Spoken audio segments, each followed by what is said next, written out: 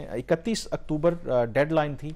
ان تمام افراد کے لیے، غیر ملکیوں کے لیے جو غیر قانونی طور پر پاکستان میں مقیم تھے، کہ وہ رضاکارانہ طور پر اپنے ملکوں کو واپس چلے جائیں۔ اگر نہیں جائیں گے تو پھر ان کے خلاف باقاعدہ طور پر حکومت پاکستان کریک ڈاؤن کا آغاز کرے گی۔ 31 اکتوبر کی ڈیڈ لائن ختم ہوئی، اور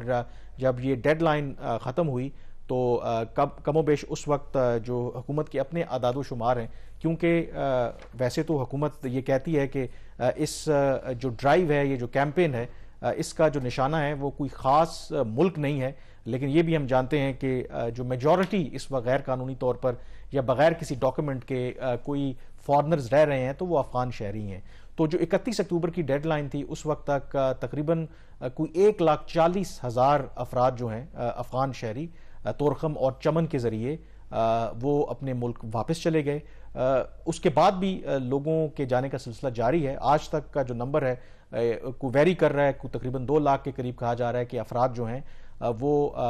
واپس جا چکے ہیں، لیکن اوورآل جو ایک ایسٹیمیٹڈ نمبر ہے جو کہا جا رہا ہے حکومت کی طرف سے کہ کچھ 17 لاکھ ایسے افغان شہری ہیں جن کے پاس کوئی ڈاکیومنٹ نہیں ہے، اور پاکستان ان تمام جو افغان شہری ہیں ان کو واپس بھیجنے کا ارادہ رکھتا ہے۔ اور شہباز، اس میں جو امپورٹنٹ بات ہے، کچھ میری بھی ان بیک گراؤنڈ لوگوں سے بات چیت ہوئی،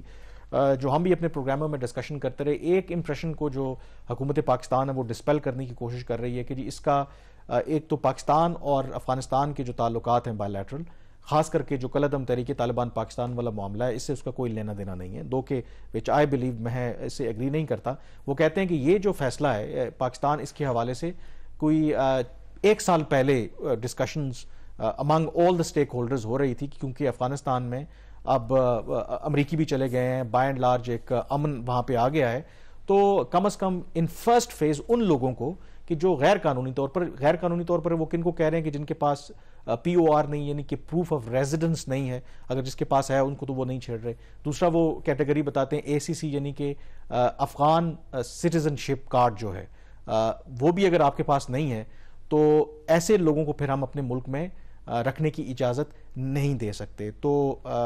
جو میری حکام سے بات ہوئی، 17 لاکھ، اگر 2 لاکھ چلے بھی گئے ہیں پیچھے، 15 لاکھ بھی لوگ آپ کریں تو ٹائم فریم کی بات ہوئی، تو ان کا یہ کہنا تھا کہ کم از کم اگر ہم اس رفتار سے چلتے رہے تو 1 سال لگ سکتا ہے کہ ہم ان لوگوں کو اپنے ملک جو ہے وہ واپس بھیج سکتے ہیں، لیکن ظاہر ہے کہ یہ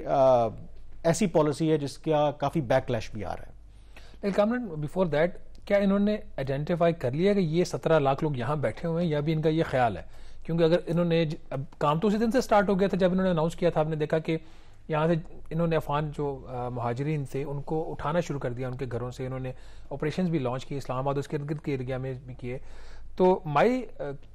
کویسچن ریمینز کہ کیا ان کو واقعی پتا ہے کہ 17 لاکھ لوگ ہیں یہ یہاں بیٹھے ہوئے ہیں، یا ابھی انہوں نے صرف یہ جو 2 لاکھ آئیڈینٹیفائی کیا ان کو بھیج دیا، اور باقی جو کچھ چند ہزار ہوں گے ان کو یہ آئیڈینٹیفائی کیا اور ان کو بھیجنا؟ اس کا جو کلیئر جواب ہے، وہ جو میری پاکستان کے حکام سے بات ہوئی، بالکل کلیئر جواب ان کے پاس نہیں ہے۔ وہ کہتے ہیں کہ یہ ایسٹیمیٹس ہیں، اور ایسٹیمیٹ بیسڈ آن، آپ کو پتا ہے کہ ہم نے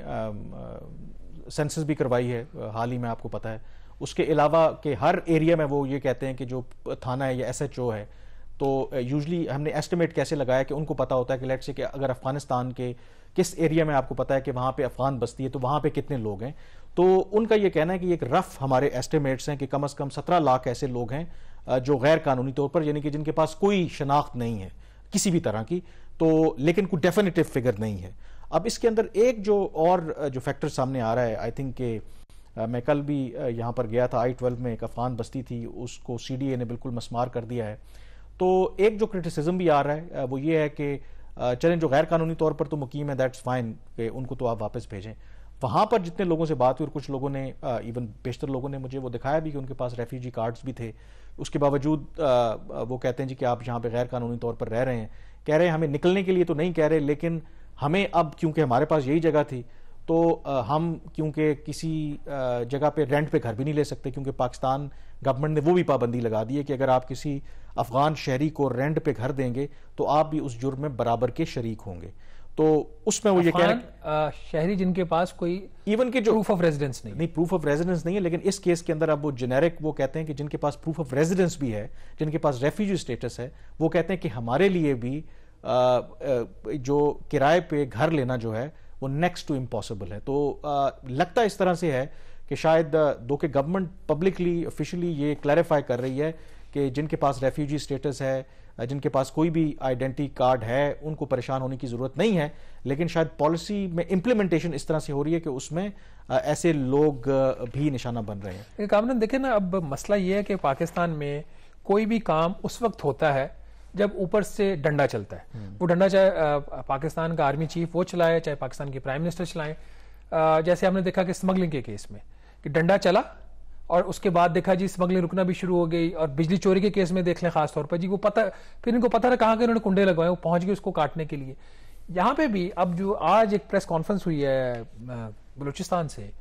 جو ان کے ایکٹنگ ان کے انفارمیشن منسٹر اور انفارمیشن سیکریٹری ہیں وہاں کے, انہوں نے ایک پریس کانفرنس کی, اس میں وہ ڈیٹیلز دیکھ رہا تھا کہ انہوں نے بلوچستان کے اندر صرف نادرا نے 1 لاکھ جعلی شناختی کارڈز کو بلاک کیا جو افغان مہاجرین کے پاس, پاکستان نے انہوں نے جعلی کارڈ بنوائے ہوئے تھے, اور جس میں انہوں نے 40,000 صرف کوئٹہ کے اندر تھے. تو ان کو پتا تھا کہ انہوں نے 1 لاکھ جعلی بنوائے ہوئے, تو یہ تو بلاک کر دیے. وہ جنہوں نے بنوائے ان کے 1 لاکھ جعلی, وہ لوگ کدھر ہیں, ان کے خلاف کیا ایکشن ہوا ہے, یہ وہ ساری چیزیں ہیں, یہ وہ سوالات ہیں. جعلی آئی ڈی کارڈ کی اگر آپ بات کریں دو کہ ہمیں لوگوں کو اچھا نہیں لگے گا کہ آپ کو یاد ہوگا کہ طالبان کے جو چیف تھے ملا عمر کے بعد جو بنے تھے ملا منصور, وہ کوئٹہ بلوچستان کے قریب ایک ڈرون حملے میں امریکہ نے مارا تھا. تو اس وقت آپ کو یاد ہے کہ ان کے پاس سے پاکستانی آئی ڈی کارڈ وہ ملا تھا, مطلب وہ افغان طالبان کے چیف تھے اور ان کے پاس جو ہے وہ پاکستانی آئی ڈی کارڈ تھا. تو یہ بات تو ایبسولوٹلی مسئلہ ہے کہ یہاں پر آپ پیسے دے کر کے اگر آپ افغان شہری ہیں یا کسی ملک کے شہری ہیں آپ کارڈ بنوا لیتے ہیں. دو کہ لیٹلی ہم نے اس سسٹم کو جو لوپ ہولز ہیں ان کو پلگ کرنے کی کوشش کی ہے, لیکن ابھی نہیں بھی پلگ ہوئے. اب ہوپ یہ ہے چونکہ ایک سرونگ آرمی جنرل جو ہیں وہ نادرا کے چیئرمین, اب شاید جعلی شناختی کارڈ والا سلسلہ جو ہے وہ بند ہونا نہ بنے, کیونکہ اب اگر بنے تو پھر تو بہت بڑا سوالی نشان